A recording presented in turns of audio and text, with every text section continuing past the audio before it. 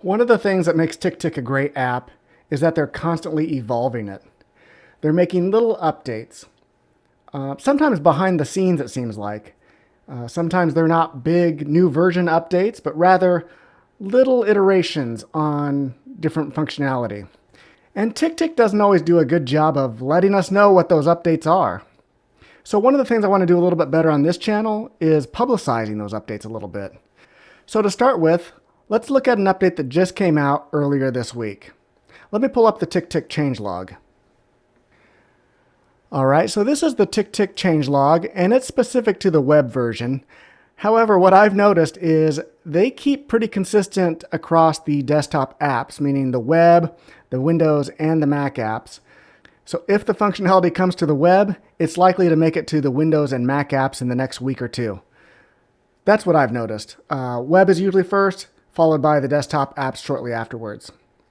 All right, so October 22nd, they released a small update. It says they made an improvement.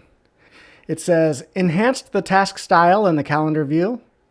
The task can now display a checkbox, allowing you to complete tasks with a single click. You can enable this feature by selecting Detailed in Calendar, View Options, Style. All right, so let's see if we can't figure out what exactly they're talking about there. Let's pull up the TickTick web app. All right, now they were specifically talking about the calendar view, so let me go to calendar view. And it looks like I've got side by side on, so let me shut that off by right-clicking and say Close Split View. All right, now let's add a task for tomorrow.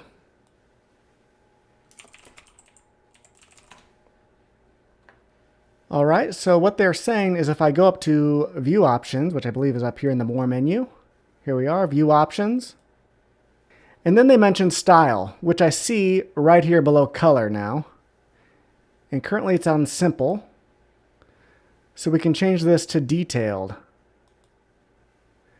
All right, and we see once we select Detailed, now there's a checkbox over there. So let's hit the X here and the X here. So now, on any task that we have in our calendar, it looks like we have a checkbox. Let's just create a second task. That we don't even have to pull up the task. We can just come in here and click this, presumably. And that looks like it works pretty good. Again, that was up in the View Options. So I went to the More menu, View Options, and the Style. It looks like there's two options, either Detailed with the checkbox. And it also looks like if you have a subscribed calendar, you'll see a little event icon next to the events. Let's just read this description up here. It says, when selecting Detailed Style, you can quickly complete tasks by clicking the displayed checkbox, and other types will show corresponding icons. So that was the events that I was just noticing. However, icons will be hidden if there isn't enough space available. Okay, so let's go back to Detailed and see if we can't make the icons go away.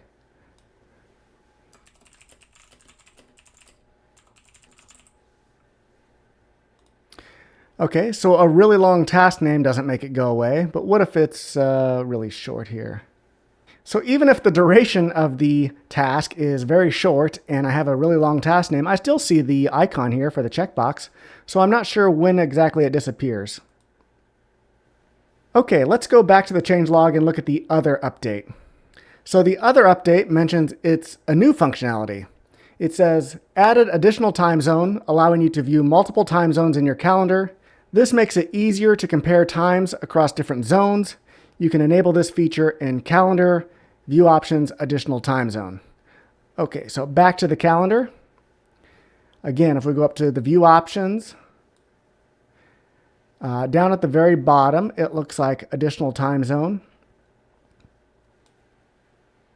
All right, so when I turn that on, it looks like it now mentions a very small time zone up here in the upper left.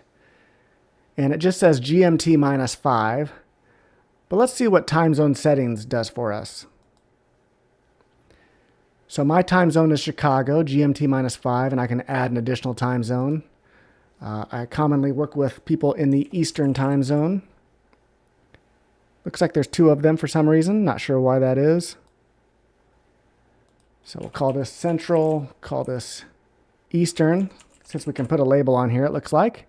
And if we save that, it looks like we now have kind of better descriptions of two different time zones over here on the left side. So in the upper left, I have Eastern, which runs down the far left side. And next to it, I have Central Time Zone, which is my time zone, closer to the calendar.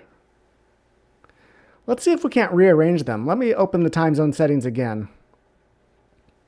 So if I want Eastern to be next to the calendar, can I just move it up here? Looks like I can't. But it looks like I could rearrange this somehow, so maybe if I had a third time zone. So can I drag this now?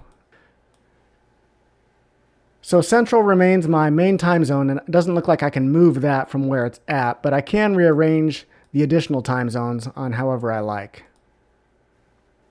So just a quick video letting you know the new updates from TickTick just came out this week related to your calendar. So go check it out, especially if you use the calendar view.